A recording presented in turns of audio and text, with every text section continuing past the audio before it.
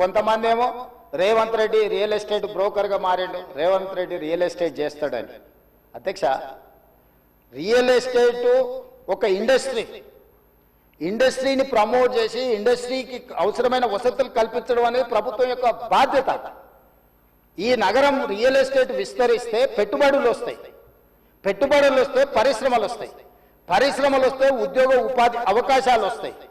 ఈరోజు ఎకానమీని మనం పెంచుకోవాలంటే, ఆర్థిక వ్యవస్థ బలోపేతం కావాలంటే, ఆ రోజు కూడా ఇట్లనే మాట్లాడిన డాక్టర్ వైఎస్ రాజశేఖర రెడ్డి గారు, అంతకంటే ముందు నేదురుమల్లి జనార్దన్ రెడ్డి గారు హైటెక్ సిటీకి మొట్టమొదటిసారి ఫౌండేషన్ స్టోన్ వేసినప్పుడు పి జనార్దన్ రెడ్డి గారు పట్టుబట్టి మొట్టమొదట ఫౌండేషన్ స్టోన్ హైటెక్ సిటీకి పడ్డది. పి జనార్దన్ రెడ్డి గారు ఎమ్మెల్యేగా ఉన్నప్పుడు, నేదురుమల్లి జనార్దన్ రెడ్డి ముఖ్యమంత్రి ఉన్నప్పుడు పివి నరసింహారావు గారు వచ్చి మొదట హైటెక్ సిటీకి శిలాఫలకం వేసింది వాళ్ళు.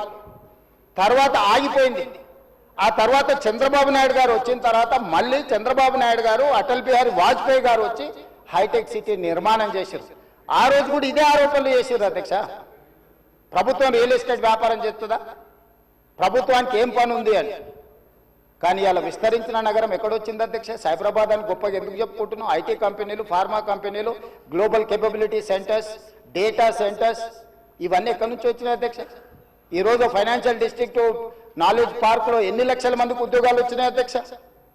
ఈరోజు విస్తరించే నగరం అర్బనైజేషన్ అవుతుంది అధ్యక్ష.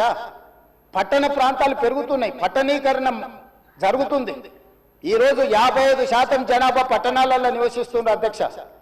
రాబోయే 20-25 ఏళ్లలో 75% మన పట్టణాల యొక్క జనాభా పెరుగుతుంది అధ్యక్ష. కేవలం ఔటర్ రింగ్ రోడ్ ఇన్సైడే 1,34,00,000 మంది ప్రజలు నివసిస్తున్నారు అధ్యక్ష.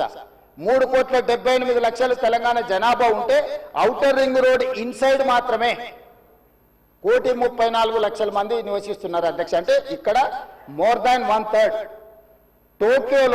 టోక్యో ఒక సిటీలో తెలంగాణ జనాభా కంటే ఎక్కువ ఉన్నారు అధ్యక్ష. 4 కోట్ల మంది ఒక పట్టణంలో నివసిస్తున్నారు అధ్యక్ష. ఈరోజు ప్రపంచం అంతా పట్టణాల వైపు వేగంగా విస్తరణ జరుగుతుంది. దానికి తగ్గట్టుగా మనం నగరాలను అభివృద్ధి చేసుకోవాలి. అందులో భాగంగానే ఈరోజు వికసిత్ భారత్ ప్రణాళిక ఏంది? ఈరోజు అందుకోసమే ఆయన దుఃఖం చూడు, ఆయన బాధ చూడు, కడుపులో విషము ఎట్లా అంటే కడుపు నిండా విషయం. ఆ మూసీలో ఉన్న కాలుష్యానికంటే వీళ్ళ కడుపులలో అంతకంటే ఎక్కువ విషం ఉంది అధ్యక్ష. విషం జిమ్ముతున్నారు. మీరు మూసి కాలుష్యమే ప్రమాదం అనుకుంటున్నారు అధ్యక్ష. ఈ మనుషుల కడుపుల్లో ఉన్న విషయం మూసి కాలుష్యానికంటే ప్రమాదకరంగా తయారైంది అధ్యక్ష.